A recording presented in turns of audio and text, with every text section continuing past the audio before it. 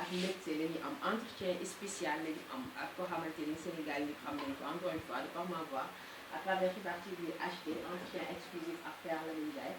ñu amaat contentement ak mbégte depuis Sicap ba léegi tey bu ñu ko gisaatee dañuy am cofeel am contentement ndax suñu borom may na ko tan bu baax a baax a baax papa l'équipe de Xibaar TV HD xawoon nañ tiit lool ndaxte sama micro ba nga génnee ci nga njëkk waxee ñu am fierté am contentement bi ñu déggee nouvelle bi ñu xawoon tiit mais dañ ne dañuy sant yàlla ñu gisee son excellence seeti nga xol xel gën a dal tey macha allah ñu ñëw fekk la Médina waxtaan ak yow ma bàyyi la ma nuyu àdduna ma bàyyi la ma nuyu Sénégalais yi nga xamante ne ñu ngi lay seetaan. waaw xam nga Médina fii laa dëkk te mooy sama kër lépp loo xam ni moom laay fas yéene def ci lu jëm ci liggéey bi fii je préfère di ko defee fii bu fekkee nag aajoon na par exemple ma génn dem defe ji ko ba tey ma topp leen rek ci seen bànneex ak ci seen façon liggéey def loolu pas ngir yàlla ak sama bakkan wala yàlla ak bakkanu kenn mais du ko yàlla tuddee rek noonu laa ci wéyee wékk ko suñu borom parce que moom mooy lépp di fépp di ñëpp comme ni ma koy faralee di wax kon nag fépp foo leen bëggoon tey boo leen ma woowoon sax ma dikk parce que man aajoowuma rëylu parce que tollu naa fenn aajoowuma di mag lu parce que dama jeexam aajoowuma lenn loo xam ne nii lu dul rek yéene Sénégal lu baax te Sénégal boo ko yéenee jàmm ak salaam da nga koy door ci njabootam. macha allah waaw kay naka yaram bi noo def. maa ngi feex di sant yàlla suñu borom. waaw kay. macha allah nga bëggal xol yi tooyal xol yi. amaana bu amee semaine démb la une semaine. la daal di def Père Lamine Ndiaye Asika nga nekk koo xamante ne macha allah un poème nekk koo xamante ne askan bi ñëpp xàmmee nañ la mën nañ ne sax ba ngay théâtre ñun ñi say sët lañ judduwuñu tey bu ñu dundee ba màgg gis la ci théâtre Guédiawaye projet bu Sénégal taxaw ak régime bu bees bi nga yàgg xeexal régime bi parce que je me rappelle bi choc bi amee Sénégal yëpp benn baat lañ wax Père Lamine dafa yàgg yëpp projet dafa yàgg gëm projet bi rawatina bi nga joué li nga xamante ne moom moo di scénario tey yi nga xamante ne mooy góor gi critique yu bari na lool en espace de 6 mois loo siy wax balaa ñoo door waxtaan bi. sant yàlla parce que yàlla moo mën tey def lu ne loolu yi ma jógee muy accident boobu dal ma ci yoon wi ci bi may dellu si la donc ne mu amee sax dafa kéemaane parce que ku ma ko nettali dafa mel ni dafa am lu ci rax waaye man dama gëm yàlla ba nga xam ni lépp loo xam ne mi ngi may dal dama koy sante suñu ndëgëral nag bu baax a baax ni mooy ngëm gi ma gëmee yàlla te xam ne lépp lu sotti rek moom moo ko sottal accident boobu mënoon na ci sama bakkan yem ci ndax accident la boo xam ne nii bu ma bett la te dama nekkoon ci oto doon ñibbi oto boobu ki ko doon dawal ku mën dawal la parce que ba mu commencé rek moom ma déedéet indiwu ma ale bi keneen ma indi waaw te presque ñetti chauffeur mën naa ko lim ne ñoo ma indi parce que bi mu jënti fii ci kër gi bokkeewul ak bi ñu demee ba ci autoroute nga xam ne bàyyu xale yooyu nga xam ñoom laa nekkuloon foofu ci xew-xew woowu moom moo ñu yóbbu ba fi ñu doon defee affaire yi voilà donc ñu ñëw toog fa même ba ñuy dem sax pour def prestation ñu ñuy yóbbu ci salle bi yëpp moom moo ñu gunge bi xale yi génnee dem jëndi ndékki mu yebal leen fab ndékki ci boppam joxaale ma ko xale yi ñëw indil ma ko foofu la ndékki ci biir salle bi bon gis nañ ma ñàkk ma gis mais loo ci gis rek sutura la moo toog jàpp sama jaamur ànd ceeg yar ak tekk ak teggin ba moo fa jógee nag bi ñu annoncé daan wax ni nañu dañu war a dem ci salle bi ñu dem fa léegi man sama problème lenn rek la woon mooy mbub mi nga xam ne ni moom laa doon joué en fait pour soloon ko dafa froissé woon ba nga xam ne nii bëgguma woon génn nit ñi di ma gis wala muy nuyu président ak mbub boobu ñu kii parce que maa ngi solo woon ba bien mais li ma solo nit ñi dañ ni ma foog nga sol mbub mi waaw parce que waaw kay ma ngoog man sax dama foogoon ni indi bi ma ko indi pour dañuy joué waat la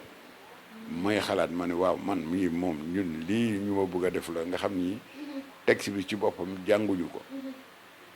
ko cela veut dire c'est pas en mémoire waaw donc dugaluñ ko ci xel mi ba xel mi jàpp ko donc naka lañ ma ko bëggalee joué loo dégg nga ci kanamu président de la république après lañ ma wax ni moom day ñëw bon suma xel nekk ci yooyu di werante ma ne ah dofu ñu dina jàpp leen am na lu ñu jot a joué te film la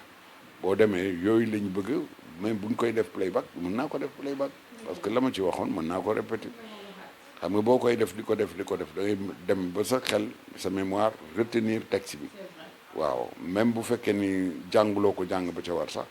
y a des mots qui te reviennent bu fekkee ni playback la j'ai l'habitude de le faire parce que joué naa ay spectacle yu bari en Europe fii sax am na fi ma joué ko en playback donc du loolu moo ma jaaxal mais ma ne xëy na comment ah série bi nag gis nga sax fàttaliku ma bés bi ci boppam xam naa ni daal ñoom soxla nañ ko ñëw def casting bi ba pare ma jóge fii dem ba Wakaam pour def casting bi waaw bi ma ñëwee def casting bi 2 ou 3 jours moom lañ ci teg ñu woo ma téléphone ne ma jël nañ la xamatuma ko parce que comme ñoom dañoo xaw a kii parce que ñi ma ciy waxal dañoo bari xam naa ni daal ñoom ñaar ñëpp ñett yi nga xam ni daal ñoom laa nekkaloon Pastef lañ nekk bon donc loolu moom xam naa ko mais bi ma ñëwee di def casting c'est pas parce que je défendais Sonko moo tax ma ñëw pour kii dañ may jël comme ça j'ai fait le casting normalement comme ni ñu defee dafay casting laaj dañ ma question defloo ma loo xam ne nii mooy tibb suuf nii mel ni ku koy xool nga xool ko en même temps nga génne benn layus improviser loolu noonu lañ ko defee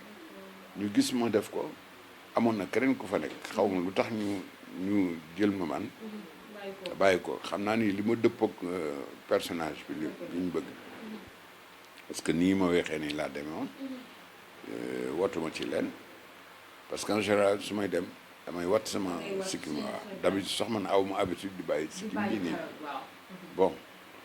des fois nag buñ ko soxlaa ma bàyyi ko. dañ ko soxla woon nii karaw gi waaw parce que dañ ma jël si te waxuñ ma ni watu donc ci sama xalaat la ma ni kon dañu soxla lii effectivement dañ ko soxla woon parce que rôle bi ñu ma bëggoon a dénk bàyyu ay xale la nga ànd ak say kii di waxtaan ak ñoom ñu doxantu ba gis benn guy ñu may laaj ci guy gi ma di leen tontu wax ak ñoom jàngal leen njëriñ li a ngi jéggulu jàng aussi tamit jàngal leen njëriñam yooyu yëpp ci scénario bi la bokk donc daal mooy def mel ni koo xam ne nii dama xam guy ba di leen waxtaanal kañ lañ ko fi samp ak njëriñam lan la loolu lañ defee casting yooyu yëpp test la man maa improviser sama texte boobu macha allah léegi ñu wax ma ne ma en français la ma daal di jël sama français bopp composé di wax ak xale yi macha allah bon bi loolu weesoo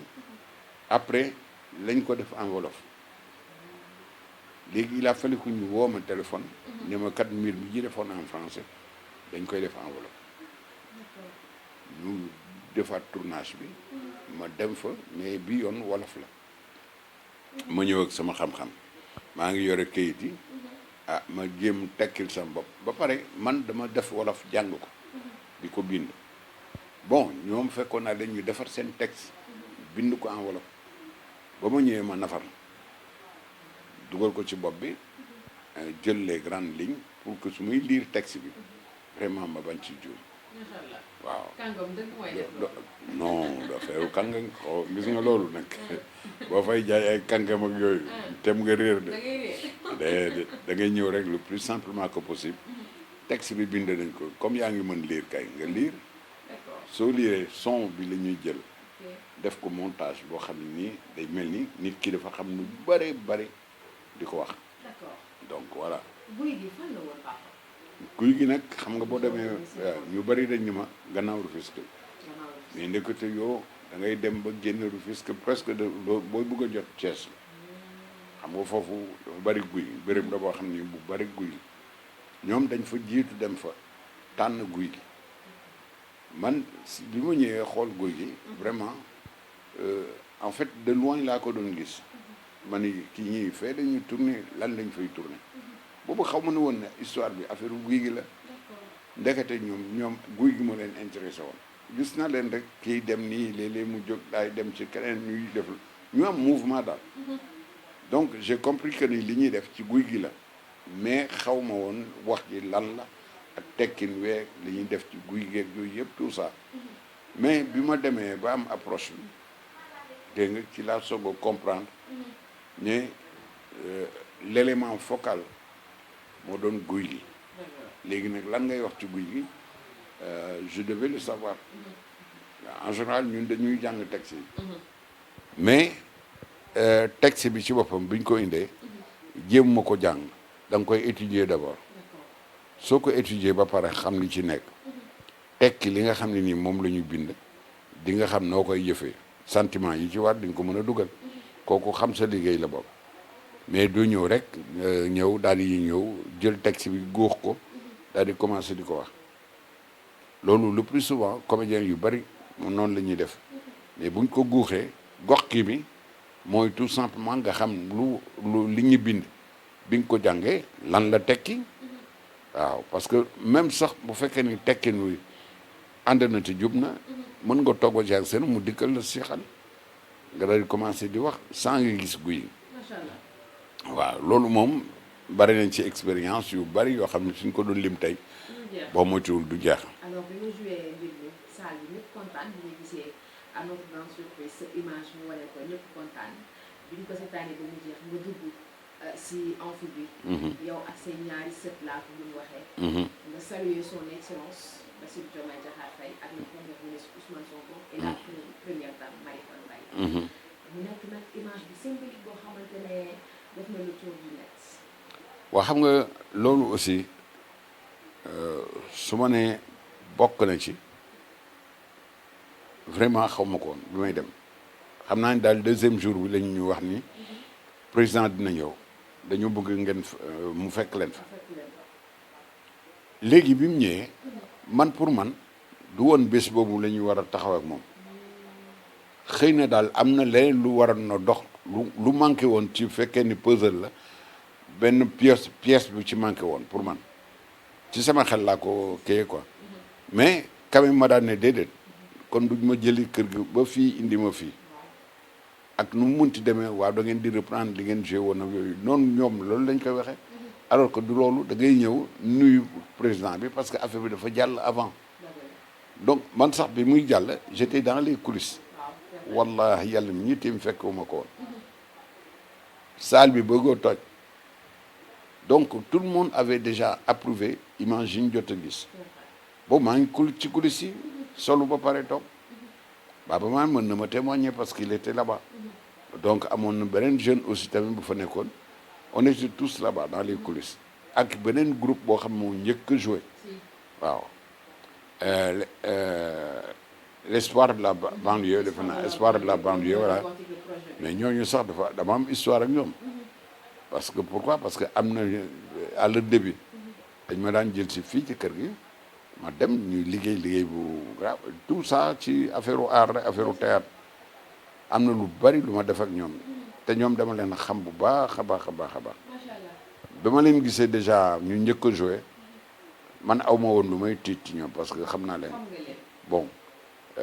xam naa ni ñu bëgg théâtre lañu ñu jàng ko te xam nañ ko comme ñu ngi ko doon def tiitu ma ci woon pour ñoom man kay dama ne doon ñaanal yàlla ndax li ñuy def nit ñi bari nañ te ñëpp bokk ñu yem ñii dañuy apprécier ñii duñu apprécier ñii daan ne mënoon nañ ko jox diw ma xalaa nangam ak loolu yëpp ci Sénégal moo mel noonu moo bindoo noonu waaw mais bon xëy na li may mag léegi ci métier bi la mais daan naa dugg salle même bu dul fii sax bitim réew dugg naa fa ay salle yu bari sans que ñu xam ma mais dañuy acclamer mais loolu nag bu mu la pousser ngay jaay titre di jaay neex ak di voilà non liggéey métier boo ci nekkee di jaay yëg succès ak yooyu tu perds ce métier là parce que métier bi daf ko détesté ba artiste bu mu gis ngay doxalee noonu li mu la waroon jëriñ du lu ko jëriñ li mu la waroon jox du lu ko jox parce que kenn du ko jàng di ci tiitaru te moom du jàng du parce que jàng ko nga béy ko ci toolu tiitaru dara du dem. non ba neex la ci man boobu fekk na c'était ma première rencontre ak moom waaw c'était ma première rencontre avec moom waaw dama ko natt ci parce que man ay korité tabaski yëpp grande mosquée laa koy julee mais mu fekk ma tawat boo xam ni su may sukk day métti looloo ma téye sama kër ba nga xam ni sax ñaar tabaski xaw ma tabaski ak fii laa ko julee ak korité fii laa leen julli parce que mënutuma woon dem pour julli foofu donc loolu moo ma empêché gisatuñ ma woon grande mosquée alors bi ma jógee ci loolu dem ba nuyu ko jox ko loxo dama ko félicité parce qu'il a un gros morceau qui est le Sénégal te ñëpp bokkuñu xel dégg nga bokk nañ jëmukaay mais bokk xel bi lu jafe la fii parce que li essentiel mooy respectante kenn ku nekk yaa ngi œuvrer pour le Sénégal mais li ngay œuvrer pour le Sénégal na fekk mu ànd ak une bonne conscience parce que ñun ñëpp Sénégal moo ñu ñor kon bu Sénégal ñoree ñu lépp lu ñuy def dañ koy bu ñu ko defandawul nañu ànd ak yéenante jàmm ak salaam mais loolu jox ma cër la bu doon sama sago sax moom du sukk waaw parce que man loolu moom dafa am fu ma ko placé boo xam ne contexte la bu garaaw a garaaw donc jarul ma koy wax ci comme def na ko jàll na maa ngi ko ci gërëm di ko sant cër la lu ma jox loolu xam nga lu muy wane ne kii ku ñu yar la parce que mënoon na ko bañ a def te dara du ko ci fekk dama xamoon maay kan ba mu nuyu ma sukk man sax dafa ma gêné woon billahi jox naa ko loxo mais li mu sukk dafa ma gêné j'ai compris ku ñu yar la parce que cër lay wone foofu bu ma jox ma ko ci gërëm di ko sant di ko ñaanal yàlla moom ak jëkkëram yàlla nañ yàgg yàlla na leen yàlla jàppale parce que Sénégal gi la ñu bëgg Sénégal gi moo ñu ñor waaw donc yooyu gis naa ko fa neex na ma trop ba neex na ci man ma demoon jox ko loxo mais tamit fekk fa sama waay ki nga xam ni moom ñëpp dañ ma ko bàkkee waaw muy Sonko waaw nit ñi xamuñu ba léegi fan la suñu xamee ñëwee dañ yaakaar ni day jékki-jékki rek tëb xamante ni non Sonko du genre boobu te ni muy demee ak man sax man dafa ma neex parce que fu mu ma fekk jox na ma cër ba pare cër boobu ma jox dama bëgg man tout le temps aussi tamit di ko rendre waaw su ma amee occasion rek rendre ko comme il le faut parce que c'est un respect bu mooy jox boo xam ni mais daf ma wan boppam ne ma carrément yooyu amul solo moom amul ci considération il s'attarde pas sur les petits détails ça ne signifie absolument rien donc moo ma xëcc sax ci loxo je pense pour ma yéeg ci tribune bi donc loolu rek déjà ëmb na li nga xam ne nii c'est un détail de rien du tout te kooku moom la man la yoonu kenn nekku ci ku ci waxee da nga sob rek mayuma kenn lu ne mën na ama mais bon d'ailleurs dama ba léegi maa ngi toog di xalaat lan moo ko waroon indi je te jure je n'arrive pas à le déterminer parce que foo ko wéer du fa mën a xej du fa mën a nekk bu fekkee ni peut-être moom daf ma mere waruma woon mere ci loolu parce que quand même am na lu ma xam ci man nekkuma kuy kaf ba nga xam ni nii vraiment fu nekk fu ma taxaw rek dugal ko fa yow defe naa ni liggéey nañ te xam nga loolu ci man lu ma ne dëgg la ci man su ma nee Sonko ma neex Sonko ma neex keneen nag waaw kay yow mën nga maa seede keneen nag moom moo xam ak yàlla waaw nit man du man naqari quoi wala di regretter lépp lu ma def ak moom ak lu ma waxante ak moom même bu dee histoire suñu xew suñu diggante ak lu mu mënti doon dégg nga mag laa te am yu may topp ak yu ma dul topp waaw te nag addina du noonu addina jamono ji ñu nekk xel la ak xalaat ba ci xol parce que xel ak xalaat teen la ñu xol ci la war a root matal na ko ou matalu ko loolu sama yoon nekku ci je cherche même pas à comprendre je sais que ni kenn mënu koo dab ci li nga xam ne nii yàlla may na ko macha allah waaw kon yaa ngi focus ak moom. waaw kay boobu ba léegi dégg nga ko. boobu ba léegi waaw parce que bi ma demee foofu déjà li ma woon ci kanamam rek laay mën a jàng wan na ma kanam gu leer ba pare waxtaan wax dëgg ci la xam nga lii xamu leen ko woon dëgg la man maa ko génne waaw. waaw kay tey bu ñu ma laajoon li tax nga génne ko je leur dirais ni yoonu kenn nekku ci d'abord balaa may commencer quoi que ce soit nit moom booy ànd ak moom tant que réeroo bu sew amul seen diggante doo mën a xam foo toll ci moom moom it du mën a xam foo toll ci moom dëgg la. vice versa quoi mais il y a pas le feu il y a pas quoi fouetter un chat dégg nga bon kooku moom la man la yoonu keneen nekku ci te duguluma ci kenn ku ci jéem a wax billahi wallahi talaahi su boobaa kenn mosuma dégg ci coow la mais weñ de yamb dana la ëpp coow baat nañ la dégg boobu. ah non en tout waaye cas mayuma kenn mu dugg ci bien de tàgg. moom la man la te xam na man xam naa message bi am na solo mbokk internet yi nga xamante ne yéen a ngi suivre Xibaar TV HD entretien exclusif ak Père Lamine Diagne dégg ngeen malentendu bi nga xamante ne amoon na ci diggante moom Ousmane Sonko rëkk-rëkk la waaye gis ngeen ak lépp teguwaat na ci ordre papa ñu ñëw ci li nga xamante ne mooy accident bi nga xamante ne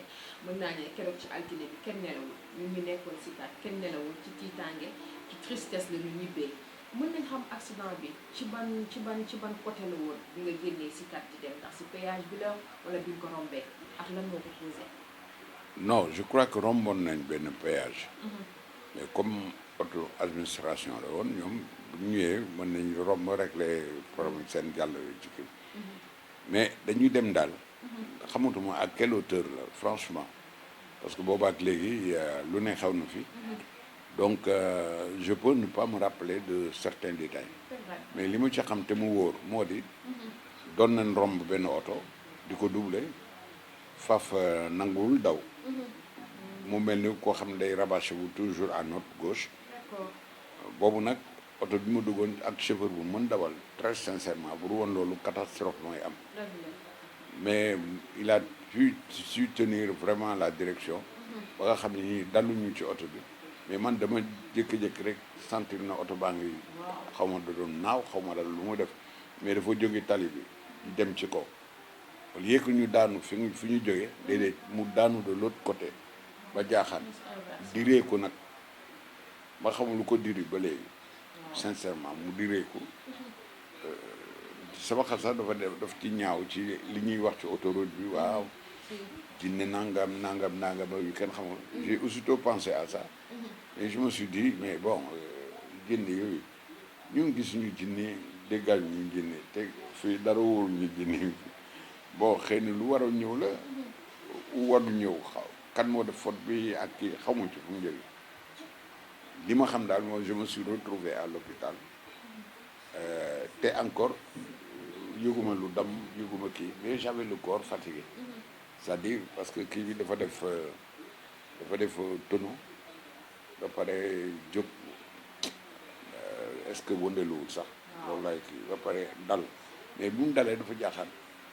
donc ni ma toogee ci oto bi damay mel ni ko julloo donc loolu daal mooy kii mu xaw ma sonal nag tuuti mais dem naa ñu defal ma rajo hôpital principal lañ ma yóbbu waaw ambulance moom jóge non sapeur yi waaw sapeur moo ñu fa jëlee yóbbu ma alors il y avait benn espace de santé bu nekkoon à côté yu dem ba foofu ñu daal ne non non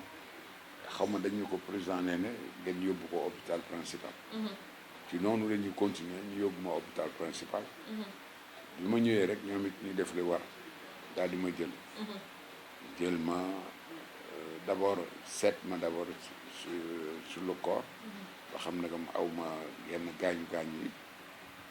ba pare jël yóbbu ma rajo je crois su ma juumul rajo lañ ma yóbbu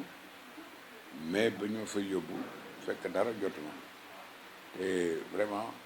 dañ ma teg ci pousse yooyu yóbbu ma ba foofu biñ ma yóbboo donc ñu seet ma biñ ma seetee daal après ci lañ ma wax mais il faut que ñu photo kii quoi ñu jël photo kii waaw voilà def ko seet ko bi ñu seetee daal ne bon comme dara jotu ko nañ ko yóbbu ci salle bi pour entretien macha allah. waaw ci lañ ma yóbbu ci benn salle dugal ma ci ma toog nekk fa foofu laa nekk pendant 3 ou 4 jours quand même ñu faj ma faj bi nga xam ne faj boobu ca war la heureusement que trouvé wuñu dara ci sama yaram après on m'a laissé sortir léegi bi ma génnee foofu la fekk le même jour. waaw le même jour xaw ma dagam sama maqaama toll ma foofu wala déet mais daal man daal li may ci mag laa bon donc yooyu sax di ci kii ak yooyu xëy na peut-être am na ñuy jàpp ni damay extrapoler ngeen baal ma am na ñoo xam ne dañ teg ni ay dóor la ak yooyu yàlla ma yàlla musal ci dóor yàlla ma yàlla musal ci extrapoler sur quoi que ce soit man les relations que ça soit des relations amicales ou pas nit ki foo ko fekk da nga koy jox cër avant toute chose parce que doomu lakkat la dañ ma yar ci jox cër mag jox cër nit jox cër muy jigéen di góor comme mënti doon jox ko cër parce que cër boobu bu ko nit moomee ci yàlla la war a jóge waaw loolu daal noonu lañ ma yare bambara la moom muy soose donc tu vois am na link boo xam ne nii dox na sax suñu diggante xëy na moom la xëy na man la xëy na yàlla la daal ci boppam moo def loolu mais man dama am habitude ne képp ku muy nuyu même bu dee xale sax ma jox ko cër waaw noonu lañ ma yare te noonu laa fas yéene génne àdduna fii ci Sénégal. macha allah waaw. am na solo tey projet bi fu mu àgg nit ñi leen jàll nañ loxoom ci parce que dafa yàgg doon Sonko yàgg xam Sonko li muy xeexal Sénégal du intérêt waaye itam génnee Sénégal ci route bi ñu dugg la mel ni rek yow ànd nga ci moom ko jàppale nga ko ndax itam yàgg nga toog ci plateau di défendre wax parce que di wax li nga xamante ni rek moom moo di ñoom tànk yi nga xamante ne bëgg nañ ko jubal li nga xamante ne moo di jubal bu baax sax parce que man xaw ma ne woon ni slogan boobu génne woon nañ ko jubal jubbanti loolu la ñuy wax bon noonu ko toppalante doon na lu ma neex te bi ma ko xamee dafa ma gën a doppe ci li ma gëm parce que doppe na ma ci aar bi may def doppe na ma ci diggante nit ak moroomam doppe na ma ci diggante xamante rek quoi sans quoi que ce soit am na sax lu jotoon na xew lu sew bu sew parce que lu yanj lu nekk gis nga manque sax boo ko ëffee da ngay ñaan yàlla bu mu toj parce que xamoo fa muy tojee te bu rombee xal tuuti rek jeex na ñàkk nga ko bu fekkee ne puso la moom kooku moom moo gën a doye ci waar danaa